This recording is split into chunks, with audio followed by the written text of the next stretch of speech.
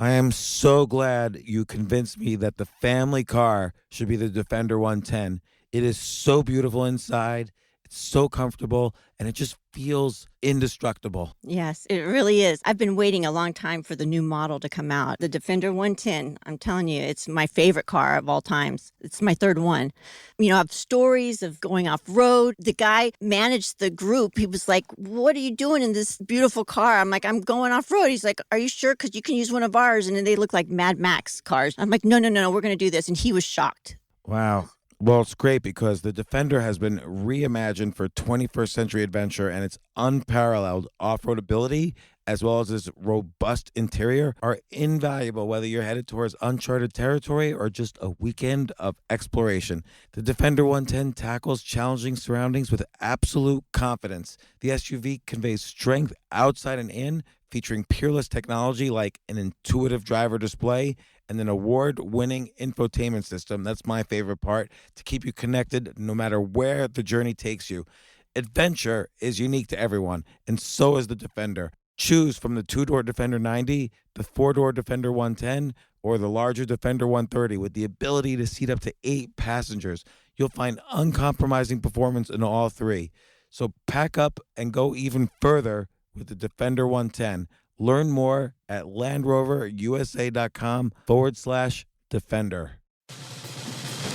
These days, we're all investors, trying to be smart with our money despite our worst impulses. But at iShares, we believe that deep down inside of every investor is a better investor.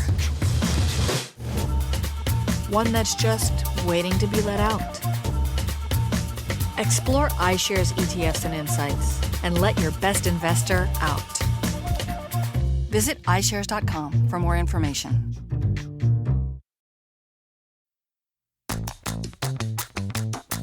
This isn't your average business podcast, and he's not your average host.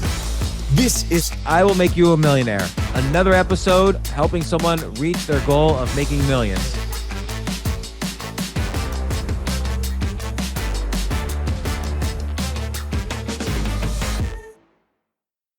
Jen, pretty soon we got to start figuring out which things we're going to monetize, but you're working on the First Years of Marriage newsletter, the Odd Jobs newsletter, BeMyBillboard.com, and other things related to all of those. I have been so busy. I have so many things to tell you and show you, and I've just been trying everything, and it's been awesome. So, it's been good. It's been exhausting. I've had doubts along the way as to, am I doing too many things? Am I pulling people all over the place? But I've really tried in the past week to just do a lot of different things to see what was working and also to see what you thought was good. So I have a lot to tell you today. Tell me. Okay, so we'll start with Odd Jobs. So I did a lot of things with Odd Jobs. But first, the very first thing to mention is that the open rate has been really good. It's been above 30%, which I think is really good for an email newsletter. Can I ask you a question about that? Have you experimented with titles? Like, do some titles or types of titles work better than others? What I've noticed is I've made every Friday the job board Friday where I put out jobs in that topic. And I feel like those have a lower open rate. I feel like the Monday emails have the highest open rate because those subject lines are more catchy and a little bit more. Like, what's an example? Like today's is, let me just go to it. So I themed the weeks now. This is also a new change, is that every week has a theme. So last week was the business of friendship. This week is the business of comedy. This week, today, I just put out one called It's Just Funny Business, Odd Jobs for those with good punchlines. And that one will have that has a good open rate. But last week, the business of friendship or get paid to be a friend, both of those had really high open rates too. Yeah, I saw that you were theming that there was a couple of newsletters around the topic of friendship. One thing I was thinking is maybe really differentiate the titles a lot so people don't think you're just sending the same newsletter over, because both days or 3 days will have the word friends in it, so you have to really make sure that the promise of the newsletter is very different each one. Yeah, I'm shifting it even more. So like Monday is going to be the overall general picture of how to get an odd job in that industry. Wednesday, I'm going to profile one person. So I'm going to do a whole profile of how they make their money. And then Friday is always going to be jobs in that industry. So open jobs in comedy, or if you're funny. Last week was open jobs if you want to be a hired friend. So I'm going to theme it that way and make them very different. Wow. So how can you be a hired friend? There's so many ways. There's something called Social Buddy, where for $25 an hour, you can get paid to go to parties with people and just make them fit in to conversations. There's rentafriend.com, where you can create a profile and be a rental friend. There's also a virtual one where you can just be someone's virtual friend, which I thought was great. Oh, there's also somebody whose whole job is a friendship coach, where they teach you and coach you how to make friends, Oh which my is God. fascinating. I need something like that. That's what I could use. How much does a friend coach cost? Anywhere from, there was one friendship coach that I think you get 3 sessions for about $500. And I wrote how you can really charge whatever you want. I wrote how anyone could become a friendship coach if you think you're good at it. So that was a hot topic, because the topic of friendship is always really big, and to get paid to be someone's friend, there's a lot of opportunities. And then places like Bumble has the BFF Bumble app. There's people, they're hiring people to work there. So if you like friendship, you could work as the chief of marketing at Bumble for their best friend app. So there's so many different cool jobs in friendship space. And this week is all about comedy. So if you're funny, how can you get paid? And today I wrote a huge list of different ways to get paid if you're funny, from the obvious, like stand-up comedy, to the not so obvious, like selling jokes or writing speeches for people who aren't funny, to selling, articles for humor magazines and places like that. So I'm getting into the zone of how to organize this newsletter. I'm working on creating structure within each newsletter. I added in something called feedletter.com, where you can put polls in the newsletter. So I'm having people vote inside the newsletters as well. So that's, I think, really helped it come together a lot more. Wow. So I'm looking at right now also rentafriend.com. Yeah. So right now I am.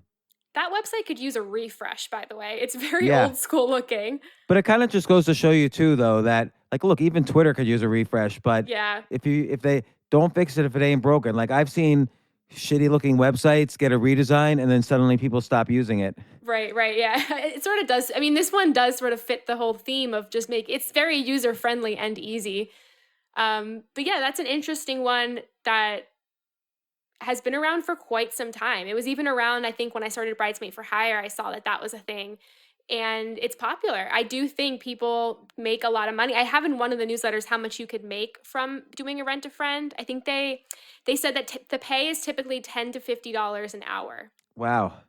Well, you know what would be really great? Like this reminds me of the girl, I forget her name, Marnie something, where she's a wing girl. Like guys hire her to be their friend in a bar, and because they're trying to meet other women, and women like to see guys who have friends who are women. They feel safer that way. Yeah, I'm gonna do a whole week about like wing woman, wing men kind of thing, because that's an odd job that you can get paid for that. And then I just sent you one where you can be a virtual friend. This website's a little bit more, you can become a lot of different types of virtual friends to people, but this one is another website that you can create a profile on and make some money. People can charge anywhere between 10, 100. You can set your own rate for being a virtual friend. You can become a virtual girlfriend, a virtual gamer, a virtual friend, a life coach.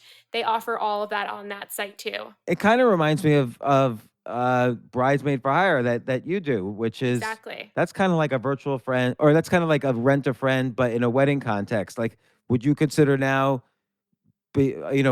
not counting what we're doing now, like if this was 2 or 3 years ago, during your downtime, like during the week when you're not at a wedding, you could rent yourself out as a friend or like a wing girl. I've done that. I actually worked. People rented me for. It sounds weird to say that. People rented me for birthday parties. I have been rented for other things other than weddings. I did a birthday party once. I've done like other things like that. But looking at some of these websites, it makes me wonder if Bridesmaid for Hire should become more of a marketplace like that, where people can create profiles and put themselves up there and then get hired. But I just don't want legally to have any of I don't want to have any legal issues. I don't want to be responsible for any of that. But I am thinking like maybe I could make this a simple type of marketplace. So I like this idea of taking Bridesmaid for Hire and making it a marketplace for anybody having any wedding, to finding anybody who wants to be a bridesmaid, or you could expand it out to like the rent-a-friend type, depending on, how important having a specific niche is. But I think one way you can avoid the legal aspects is just charge like a monthly fee to be a member. And then you're just connecting people. You're not charging for the connection. You're just saying, hey, here's some content, do with it what you want. And everybody sort of negotiates on their own. That's what I would do. I don't want to be responsible for vetting the people, anything like that. But I do think, because I get probably every week, I get like 500 people who apply to work for my company. I can't hire them, but people are always wondering, how can I be a bridesmaid? And maybe it would be an awesome thing, especially to continue just the business in the right direction, to make it a marketplace. I was inspired by some of these websites like Rent a Friend or Friend PC to maybe do that. Yeah. Yeah. So, okay. So the newsletter itself, 30% open rate. I bet you can get up to 40%. 30% is great, by the way. 10% is bad. 30% is great. 20% is good. 40% is Hall of Fame. I bet you could get up to 40%.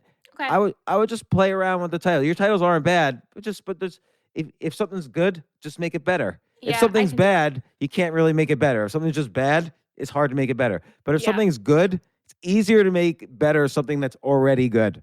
Yeah. Okay, I'm going to do that. I also made a landing page for the newsletter. So if you go to youareodd.com, it's a landing page. It has a video. It has a quiz. I made a quiz that says, how odd are you? So you can take the quiz and then you get a result to see how odd you are. And to get your results, you have to give me your email, and that subscribes you to the newsletter. Also on the landing page are testimonials and examples of the newsletter. So I built that out finally as another way of getting people to subscribe to the newsletter. I love this. Yeah, this looks really nice. Okay, and again, I always make suggestions, but that's because I'm just thinking out loud. I would put the titles and maybe the first sentences of like the last 3 newsletters, so people get a taste of, what they're looking at. I have it further down, but I can move it up. I have like the last. Oh yeah, I see. I like the screenshot of you, the odd Jen Glantz. Jen Odd Glantz. That's my new nickname for this newsletter. I would put this one up. How odd are you? Take the quiz. I would put that up near the top. Everybody wants to take a quiz. Yeah, I made that today, and basically like I wrote the questions and the results, but to get the results, you have to give me your email, and that subscribes you to the newsletter. So it's another way of pushing that. I push that out on Twitter and LinkedIn and all over my social media to get people to subscribe to the newsletter. So Odd Jobs, how many subscribers now? So we almost at 300. Almost at 300. Another thing I did yesterday that I got a lot of new subscribers was I got this idea to post it on Product Hunt, which is a website where you can post like new products that people are working on. I posted it on that site, Product Hunt, and it got a lot of upvotes, and then that got me a lot of new subscribers too. I see. And then maybe even you should start posting some of the newsletters or the older ones on LinkedIn, and then throughout the article, say, look, for more. Oh, here's another one. Post it as a Facebook status update, the whole article. Take 1 or 2 and, spread them out over a couple of days. And then in the middle of each article, put, hey, for more of this, please, sign up for my Odd Jobs newsletter. So Facebook status updates and LinkedIn articles, and maybe a Twitter thread where you kind of describe, here's 5 interesting odd jobs. And then, for more of this, subscribe to my Odd Jobs newsletter. But yeah, Product Hunt's good. Yeah. And I love the quiz idea. Yeah, I thought like the quiz was going to be like a fun thing to make. I also hired someone off Fiverr really inexpensively to do some Google ads for me. So they're setting that up. I didn't want to learn how to do that myself. So I found someone really inexpensively, gave them everything I wanted done, and that was good. I also tried to find a TikTok influencer to hire, and there's a lot of cool marketplaces. I found there's one called Collabster, where they have all of the influencers that have signed up, their price, their page, everything. But my problem with doing that was, yeah, you're not paying a ton to hire these people, but a lot of them don't really, you never know what kind of quality you're going to get. You never know how many views they're going to get. Yeah, you have to experiment. Yeah. I've in the past week, I was able to go viral on TikTok 3 times for my Bridesmaid for Hire TikTok, I got 3 videos to get over 300,000 views in just 1 week. And I started to think about the secrets of going viral on TikTok because they're unusual.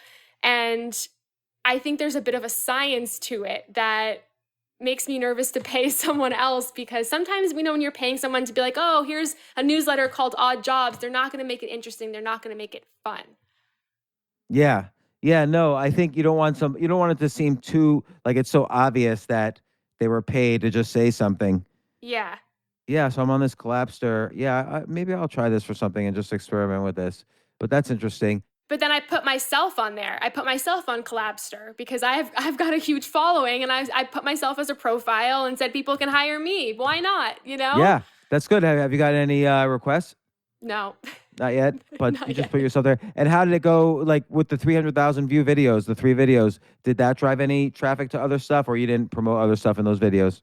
I posted about Odd Jobs today, but I've just been posting about Bridesmaid for Hire stuff. It got me a lot of subscribers. On TikTok, I started off with 8,000 subscribers last week, and now I have almost 13,000.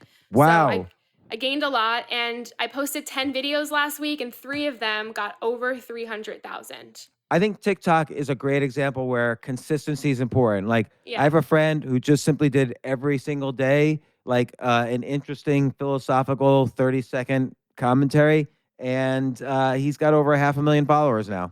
And it's Yeah. been about like 8 months. I think the trick too is the videos I spent the longest making do not do well. The videos I make right before I'm about to quit and give up and I just film one more video, those are the ones that exploded. And I think because they're under 15 seconds, they're super catchy, and a lot of them play off of really current trends. I spent a lot of my week sitting on TikTok researching trends and making videos off of those, and those are the ones that exploded. Like, what was the topic of your most popular one? So the most popular one I did was like, there's a trend right now with this song, and it's like most common questions I get asked. And while you answer the questions, you do this like dance with your hands. Sounds really crazy when I'm explaining it, but I did one about Bridesmaid for Hire, like the 3 most popular questions I get asked. And I think because I did that trend, I did it in like a funny kind of way, it exploded. And that was another big thing that was trending on TikTok this week was, this is going to sound bizarre, but sorority recruitment was trending. It was like a huge topic on TikTok. Oh, And I yeah, because played it's into first that. week of college. Yeah, and I played into that because I was in a sorority. So I did a video about how people say when you join a sorority that everyone around you will be your bridesmaid, and that's not going to be true. And that video got over 400,000 views and like thousands of comments just because I played into that trend. So I think it's like you have to understand what's going on and then cater it to your brand, make it specific to you, and it could be really attractive. Again, every video I made that went viral took me less than 30 seconds to curate and make. The ones I spent 15, 20 minutes editing got no views. So I think you don't have to make them good. That's the cool part about TikTok is you don't have to make videos that are so good. They just have to have the right formula to go viral. And so wait, say the formula again. I think the formula is figuring out the trend, like what's trending, whether it's a song, a dance, a type of video, but then catering it to your brand in a really delicate and interesting way. Really, really interesting, sort of funny type of way. And I think the other thing that I think works really well is the right hashtags. If you add 2 or 3 really good hashtags to your post, I think that really helps too. So like let's say me, a 53-year-old man, was going to take the sorority trend, and I'm a writer who tends to be somewhat self-deprecating. If I were to do something, a TikTok video, maybe I'd be like, 10 reasons I was wrong about sorority girls. Yep. Anything that's like a little bit misleading. And I would even make it like 3 because you want it. The videos that are 15 seconds, I think do really well on TikTok. So I would make it super short, really catchy, something that's funny and unexpected and shocking, something unexpected and shocking. But I think you have to cater it to your brand to make it really interesting to get people to want to follow you, because just because they see a video on TikTok, they might just keep scrolling. What happened to me was they liked the video, they came to my page, and then they started to view all my other videos. So a lot of my other videos that didn't do well suddenly started to blow up too. Yeah, that's why I think consistency is really important. So you have like 100 videos there ultimately that are all pretty good or great. All right, so The key is, though, what week are we in of the Odd Jobs newsletter? We are in we've been doing the Odd Jobs newsletter for 6 weeks. So I think we got to figure out really how to get more subscribers. Yeah. Because 300 is good. And altogether between, Odd Jobs and the marriage one, how much does the marriage one have now, subscribers? Close to 600. Wow. So you have about 1,000 between the two. I do think between the two, we need to get you up over 10,000 at least. You'll get there because you're moving up every week. But I'm a little frustrated because I'm like, it's not hitting fast enough, and I'm wondering if I'm splitting people in so many different directions that maybe people are confused, or I have all of these different emails, all of these different email lists, and they're all over the place. I was thinking an idea that I had was like, subscribe to Jen Glantz and you get access to all of these different things. Is I have like 80,000 people on my bridesmaid for hire email. I have 5,000 on my Jen Glantz email I send out every Monday.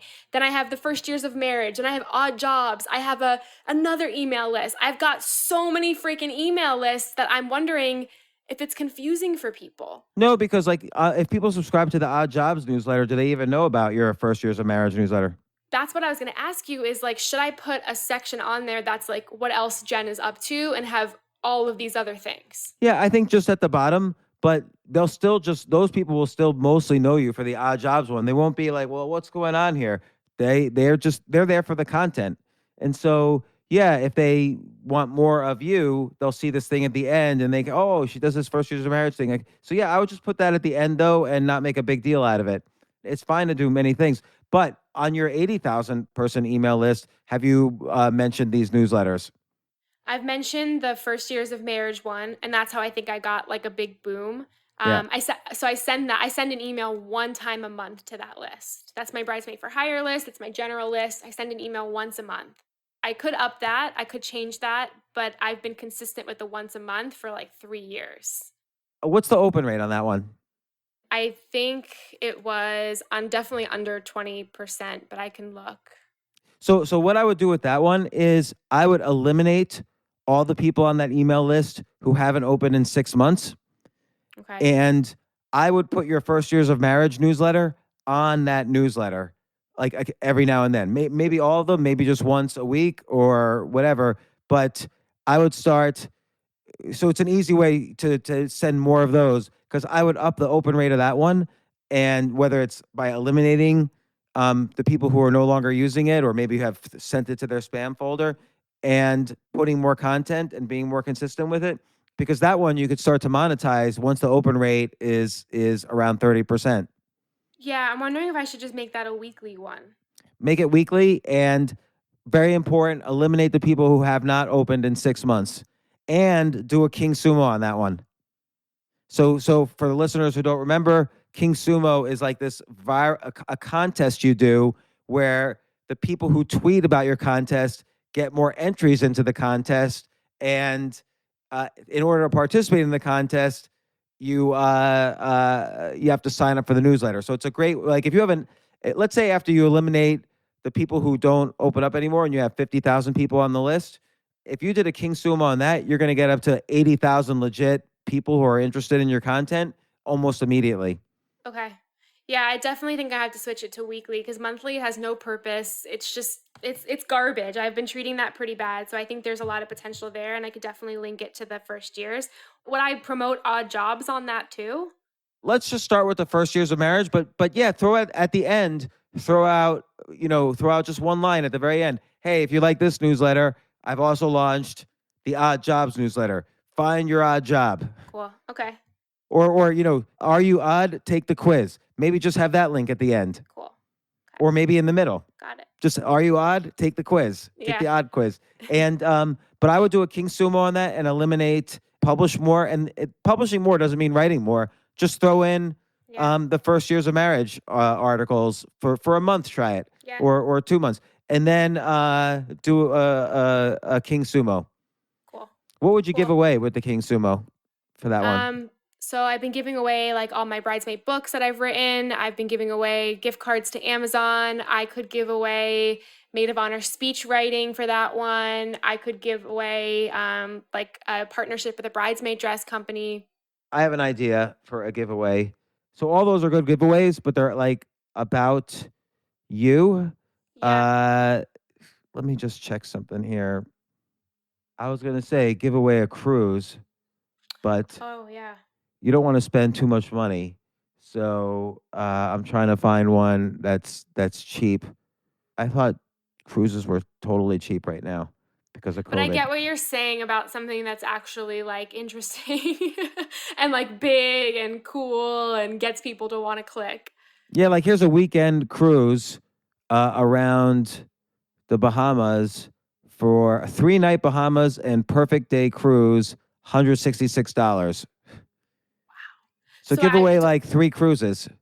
and do I just put that up there and say like I'm not responsible for anything? Like I have to have like a Yeah. legal okay. It's just this is what you're giving away. You're not giving away anything else. Yeah. You're just giving away this. Yeah. But look, people want a free cruise. Yeah. They'll participate and then throw in all your books on top of that. And while you're on your cruise, you can read my books, and here they are. So yeah, I think I totally forgot about your bridesmaid for hire list.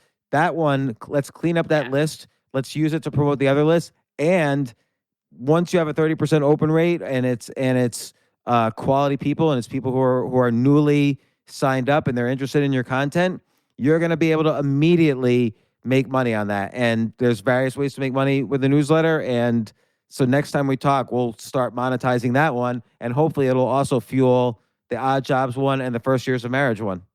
Yeah. No, that's awesome.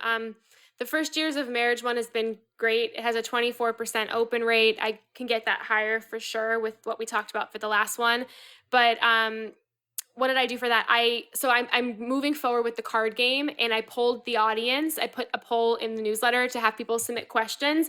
I got really good questions from people, so I started cleaning up the list of questions for the card game, and I found a designer on Fiverr that I'm going to hire for the card game to illustrate the back of the cards and design the game. So I'm moving forward with that. And the other thing I did with First Years of Marriage was get on 2 big podcasts. So I got on like a really, really big relationship podcast that I've been on multiple times. We did an hour-long episode about First Years of Marriage. And That's then great.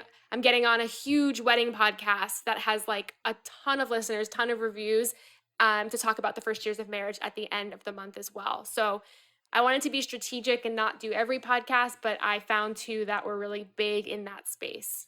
And I think with it's great that you ask people for questions for the First Years of Marriage card game, because now they feel like clearly those are all customers if you put out the card game because they participated in, they feel like they partnered with you on it. Yeah. And so they've got like equity in the, not real equity, but like mental equity in this. And I would do a Kickstarter for that one as well. Particularly now that you've got the design, you could make like you could throw up the design and people could see it, and and you could give people prizes, depending on how much they contribute to your Kickstarter. So I would definitely do a Kickstarter for that one this week. Okay. Because the great thing about Kickstarter is not only do you raise money, but the real key is you create an audience. You create your first customers. Interesting. Okay, so you think do a Kickstarter where people are paying for different things rather than just do like a landing page on my own and get people interested that way? Yeah, start it out with a Kickstarter. Okay. Yeah, and like the first tier maybe is they get the card game for free. The second tier is they get the card game and one of your books, all of your books digital for free. And then all the way up to like $500, they get to talk to you for an hour about the First Years of Marriage, or whatever. Or no, if for $1,000 they get a question that's about their marriage or something in the game. I like that.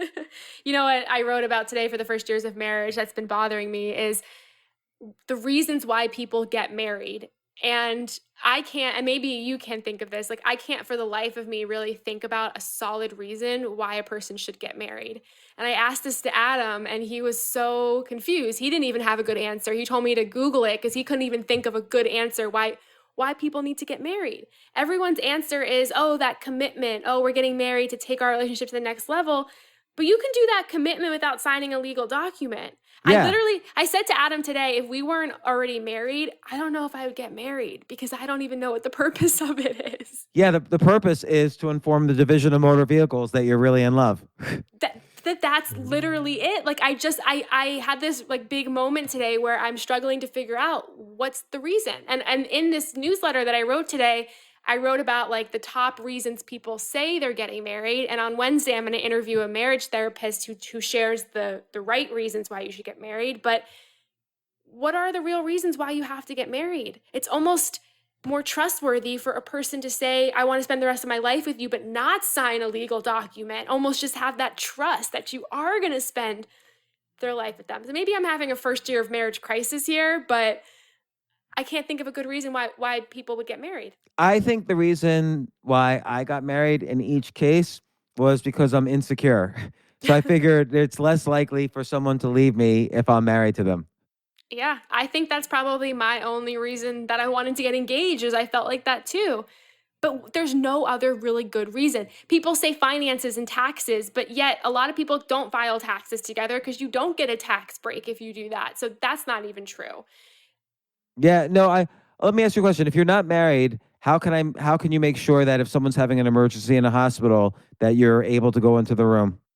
That was the only thing Adam said to me today. And I said, okay, I think you win on that one. But if that's the case, maybe we could have like a legal document, like a power of it. I don't know. I think there's probably some legal way that you could do it. Right. There's got to be a legal way you can do that. So great. That's one reason. But no one says to you, I want to marry you so that you can be at my hospital side. No one says that, right? You could just lie to the hospital. They could say, are you related? Yeah, I'm married.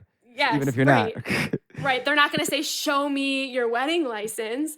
Yeah. So yeah, that was the topic I wrote about today, was the reasons why people get married. But I honestly wrote in there that I don't know if I even have a good one myself. I think I just did it because it's not something I thought about or questioned at the moment. But now I'm questioning it in the first year. I bet you that one will get shared.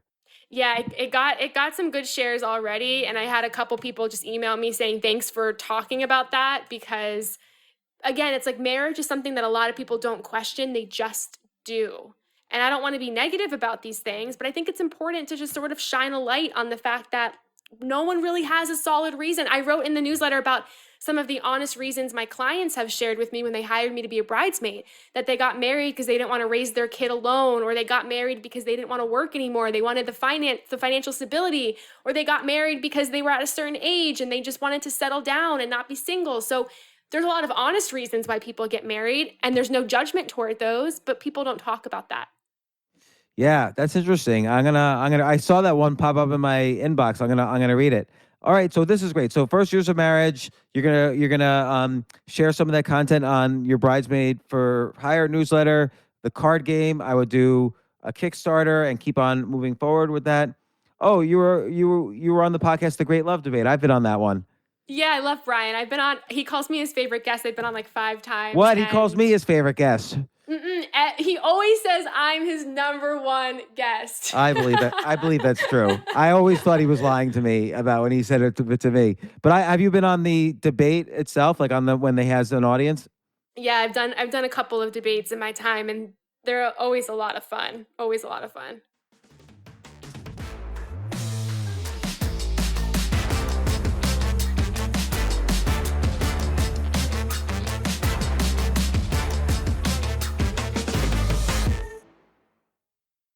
Oh my gosh, I love these clothes. Mizzen and Main. That's Mizzen and Main. It really is the most comfortable work clothes.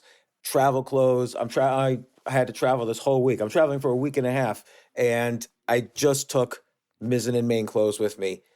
Close out 2023 in style with comfortable, breathable, packable, and machine washable pieces from Mizzen and Main. As you wrap up your year-end goals, enjoy a Mizzen and Main dress shirt that you can wear confidently. I like that they've very, very just nice, solid colors. I don't really like to get all fancy in patterns and everything, although they do have some pattern shirts, but very comfortable clothes, stretchable, pants. It's just super comfortable, but they look professional, and you can wear them casually or professionally. I like some of their flannel shirts or untuck shirts. I love untuck. I never tuck in. So again, whether you're shopping for a special someone or giving yourself the gift you really want, I just buy myself gifts. Mizzen and Main is the perfect gift for any guy who works, travels, and or cares about looking and feeling great. As you could tell by my many photos across the internet, I care about looking fantastic. I'm practically a model. And let's be honest, every guy loves to look great. So again, shop now at mizzenandmain.com and save 20% when you spend $130 or more using promo code James. That's promo code James at Mizzen and Main, Mizzen and Main.com.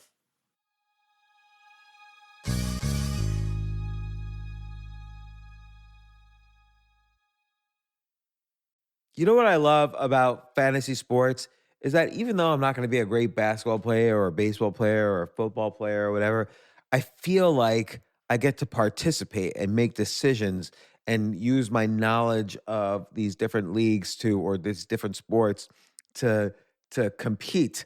So it's like I can pick my team or I can pick my favorite players and I could use my knowledge to make predictions and maybe even make money. So with the basketball season here, you can now pick combo projections across football and basketball from the Specials League on Prize Picks. This is a league created specifically for combo projections that include two or more players from different sports or leagues. Want to play alongside some of Prize Picks' favorite players like rapper Meek Mill and comedian Andrew Schultz, who's also been a guest on this podcast, and I've been a guest on his? You can now find community plays under the promos tab of the app to view entries for some of the biggest names in the Prize Picks community each week. Look, Prize Picks even offers a reboot policy so that your entries stay in play even if one of your players gets injured. For football and basketball games, if you have a player who exits the game in the first half and does not return in the second, that player is rebooted. Prize Picks is the only daily fantasy sports platform with an injury insurance policy. What? So I love playing it. I love anywhere where I can use analytical ability with my interests to demonstrate some skill and maybe make some money. And I like the game-like aspect. I do wish they had chess as a category on prizepicks.com, but I'll settle for what they've got. Maybe I should make my own fantasy chess league. But in any case, I love Prize Picks. Go to prizepicks.com/James. Use code James for a first deposit match up to $100. That's the easiest $100 you're ever going to make. So that's prizepicks.com/James and use code James. Daily fantasy sports made easy.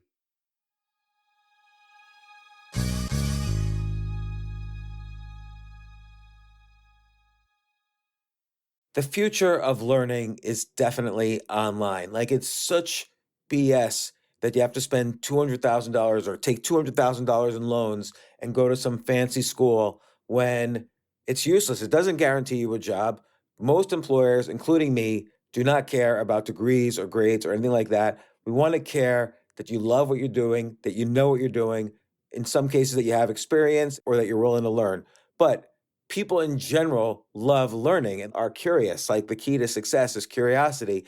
And I think masterclass.com is the perfect model for online learning. I'm really happy they're sponsoring this episode. If you're going to give a gift, give the gift of learning. Masterclass makes a meaningful gift this season for you and anyone on your list, because both of you can learn from the best to become your best, from leadership to effective communication to cooking. Let me tell you some of the classes I've taken. I've taken comedy from Steve Martin. I mean, can you believe I can take a class from Steve Martin on comedy, or Judd Apatow, my favorite comedy director? I could take an actual class from him on writing. Wolfgang Puck on cooking. Dan Brown on writing, or Judy Bloom, who's been on this podcast, on writing. By the way, Wolfgang Puck also has been on this podcast. It's such a pleasure. I try to take classes all the time from masterclass.com. And whether you're watching Masterclass on TV or listening in audio mode in the app or on their site, the quality speaks for itself. It's like these Masterclass instructors are your own personal mentors that are going to help you reach the next level. How much would it cost to take one-on-one classes on comedy from Steve Martin or on chess from Gary Kasparov. You just wouldn't be able to do it. But it would cost hundreds of thousands of dollars. With a masterclass annual membership, it's $10 a month. Memberships start at $120 a year for unlimited access to one-on-one classes with all 180 plus masterclass instructors. So it's not just $120 for one instructor. You get all 180 plus masterclass instructors. Boost your confidence and find practical takeaways you can apply to your life and at work. And if you own a business or are a team leader, use Masterclass to empower and create future-ready employees and leaders. That's the real education in today's world. So this holiday season, you can give one annual membership and get one free at masterclass.com/JAS. JAS, of course, stands for the James Altucher Show. So right now you can get 2 memberships for the price of one at masterclass.com/JAS. Masterclass.com/JAS. Offer terms apply.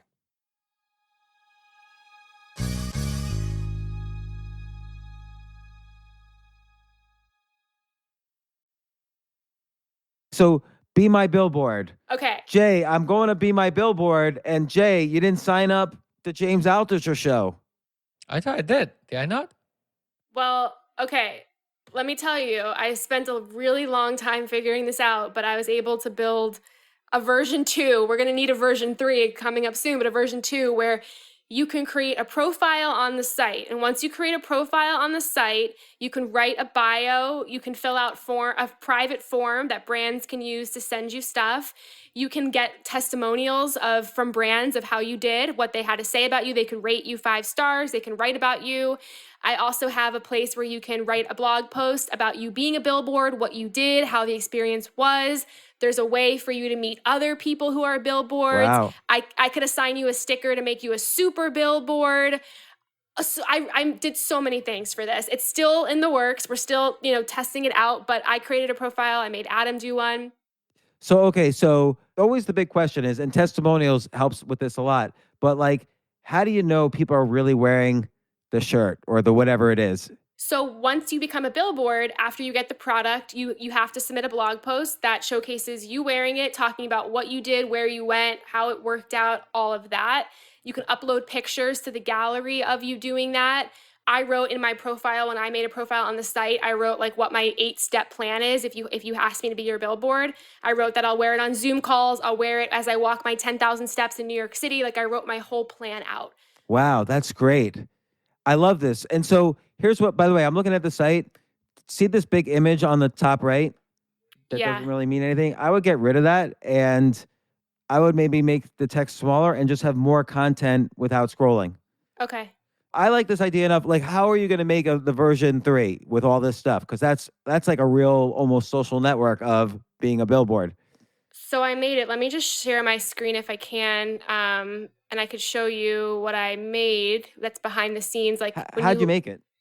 I almost hired someone to do it on WordPress, and then I decided to do it myself, and I did it on Wix.com. I used like a couple of their different apps and figured it out myself. And you could have like all these things like put in your profile and user accounts and... Yep. So I'm going to show you. You can see this is my profile. I have 2 followers. I'm a super billboard. Here's my about section where I write my game plan. I show you an example. Then I could upload videos, photos. Yes, you have to log in, but once you log in, you can see all the other billboards. Oh, sorry. And you can see all the other billboards. You can see my information. But then you can make a blog post. So I created a blog post where I showcase like my week wearing the first year of marriage t-shirt. This is incredible. So you could do all this on Wix? Yeah, I did this. I figured out how to do all of this, but and this is version 3. This is live. But look, you could also, this is totally version live. It's ready to go. You can review it. So someone can come to my profile, they can hit review, and on review, they can, you'll see it pop up. You can leave me 5 stars. You can write something. How this works, that's when you come on your profile, you can see, okay, how it works. It tells you exactly what you have to do. But then I can also show you, if I go to About Me, you can see the other people too. So if you scroll all the way down, you can see at the bottom of the site, the other billboards. So I created this fake one, and then I made Adam do one. And if you go to Adam's profile, you can't see his private details like his address or his shirt size or anything like that. But you can see his followers, you can see his profile, you can see the reviews he's gotten as well. So that's what I have so far. And this is the version that's live now. It's live now, yes. I see. So yeah, I would change the design of what's live now to be so you don't have to scroll as much. There should be a lot more content on the front page, so people, as soon as they load the page, they instantly understand what this is about. Okay. So what do you have to make now? You said you needed a version 3.3. What do you have to make? So I'm wondering, the usability of this. Like, if you want to become a billboard, now you have to create an account, you have to fill out all of this information. So are people going to do that? The other thing that I have to figure out how to do is how to get brands to make a profile. They could technically, I guess, do it the same way as a human, but maybe I can create a badge that says that they're a brand or something like that. This reminds me of a company that I did the website for in the 90s. It was called SRC. And what they did was they created what's called street teams. So let's say the Wu-Tang Clan had a new album out. The Wu-Tang Clan or Loud Records would work with SRC, and SRC they had a really great example. Pepsi Cola wanted people in the ghetto, literally, to drink Pepsi. So because then it would be hip to drink Pepsi. So Pepsi would give like thousands of cans of Pepsi to SRC, and SRC would just use these street teams, would give these boxes of Pepsi Cola to the street teams, and the street teams would just hand them out for free to everybody in Harlem. And so the idea was it kind of ups the cool ratio for Pepsi. And they did this for like some ski jackets and from record labels. So like record labels or movies are huge things that might want to use the Be My Billboard. And yeah. So again, yeah, version 3, like how are you going to make it? Like what's the next step? I'm going to update and fix the homepage. I am going to figure out a way for brands to create a profile. I'm going to just try to add more features for the person when they have a profile to communicate with other billboards, maybe to even communicate with brands, like a messaging type of service. And I had 50 people originally sign up to become billboards when I didn't have this part of the website. So I'm going to email them to get them to create a profile and just sort of see how that experience goes using it. And this one might be good for some influencer marketing. Like let's say TikTok has a lot of 18-year-old followers. If they're wearing a T-shirt for Be My Billboard, like they're being a billboard for Be My Billboard, and they tell all their audience, hey, you can make money being a billboard for any brand you want, go to BeMyBillboard.com. That would probably drive a lot. You're right. So I got to make T-shirts for Be My Billboard. I like this business a lot. I want to invest in this business. How much money do you need to go do version 3? I don't think I need anything because I've done it myself so far. Maybe like in the future when I take it off of Wix, but right now on Wix, like it's pretty decent to figure out. Yeah, you maybe never need to take it off Wix. Yeah, I'm figuring it out. It was a headache to figure this out, but I'm really proud of what I did so far. But I think I just need like another week to try to take it to the next level and get more people on the site to sort of see how it is built. So it's not going to be hard to get human billboards, but it might be hard to get brands. That's the key. Yeah. And so that's the thing to figure out. The big task really is to figure out how to get brands to sign up for this. And it might be, look, you could pick a niche like, okay, I'm going to contact every podcast, sign up for, and all they have to do really is donate merch. Yep. Or, in some cases, maybe they pay, but, because this could expand out to like, I want to be a TikTok influencer. So, lots of different types of people could, some people might just want merch. Some people might want pay. But I think the big challenge is getting out the brands on there, like you said. Yeah, I have a woman with a newsletter that's sending me stuff to put in the packages. You guys are going to send me stuff to put in the packages. And I can work on getting like 2 or 3 more brands just to have them up on the site. So it's not just my brands too. But yeah, I think there's a lot of potential here and it's coming together. But I think so far, like this profile thing that I was able to build was really tough, but I think it's an awesome V2, and I think I can make it a better version 3, which is like 1 more week. Yeah, and I'm thinking this works really well local. So imagine if like a dentist in Kansas City signed up as a brand, Yeah. and then he only wanted Human Billboards in Kansas City, like, use Dr. Smith. It's painless to pull my Yeah. teeth or whatever it says on the T-shirt. And I kind of see a local version of this too would be really great.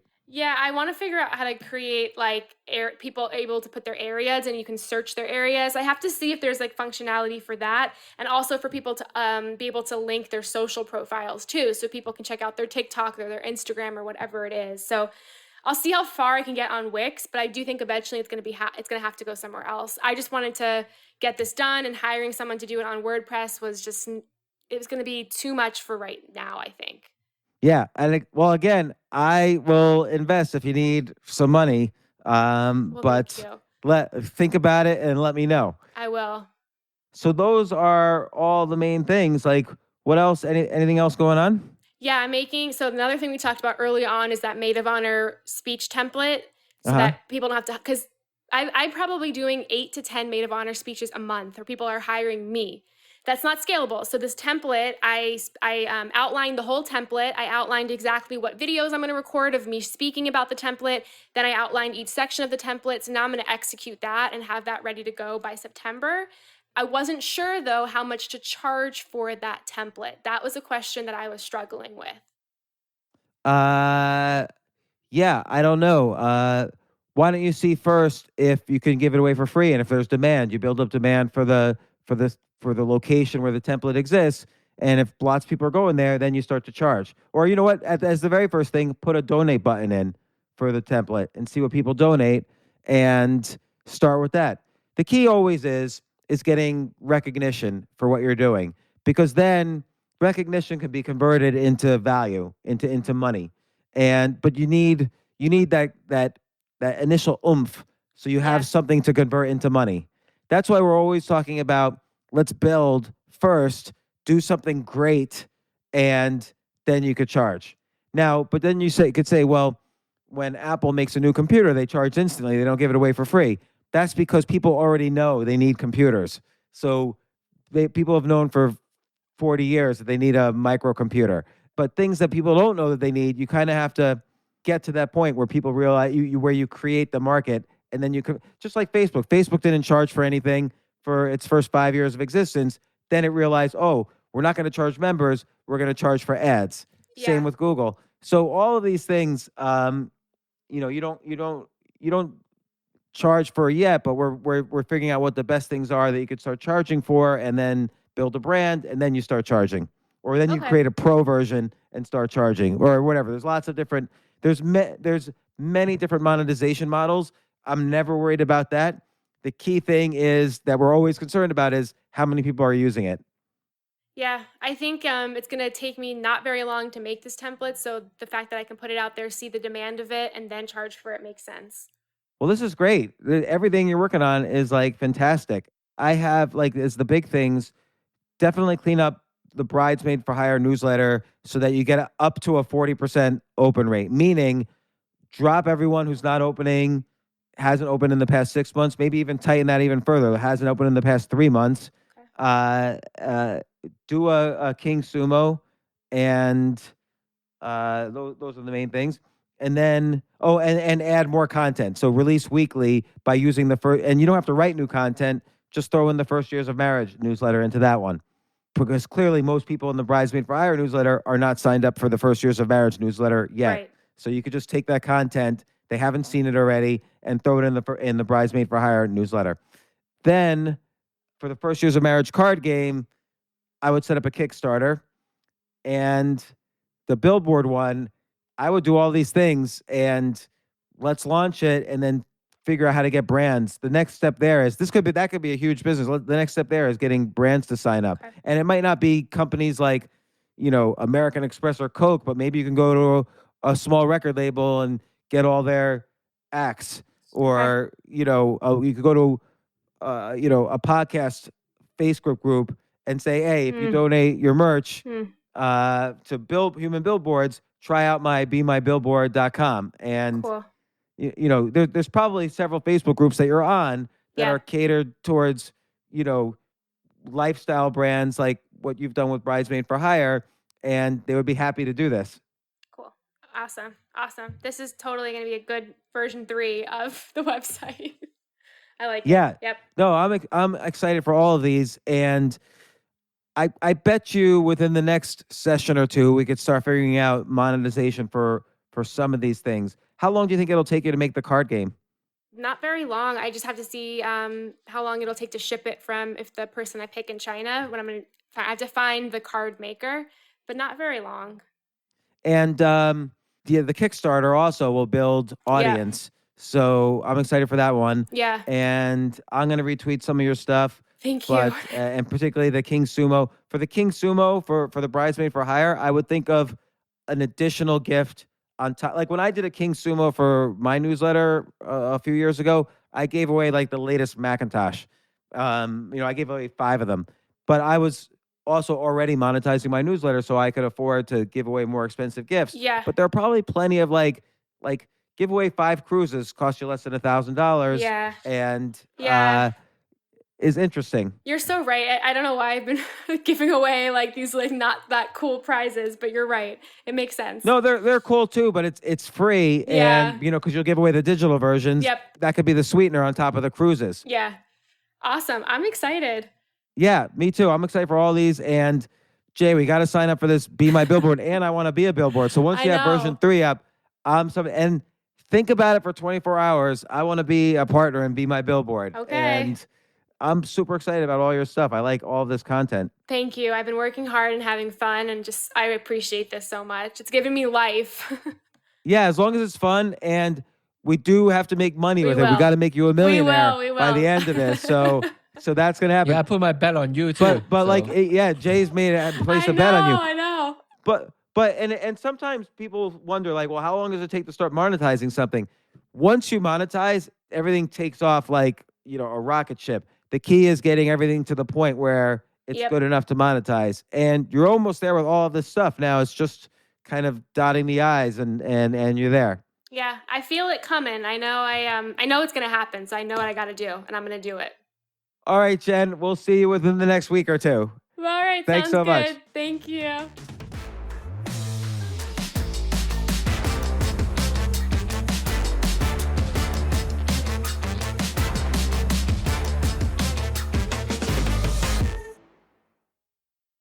Your daily dose of gaming just got way more epic with the Snapdragon processor powering the Samsung Galaxy S23 Ultra. Snapdragon processors give you the premium mobile experience that triggers your inner champion. Whenever you want, wherever you want. Get ready for edge-of-your-seat performance, advanced customizations, ultra-realistic graphics, and adrenaline-boosting speeds that have the power to move you in more ways than one. Follow us on Instagram at Snapdragon Official.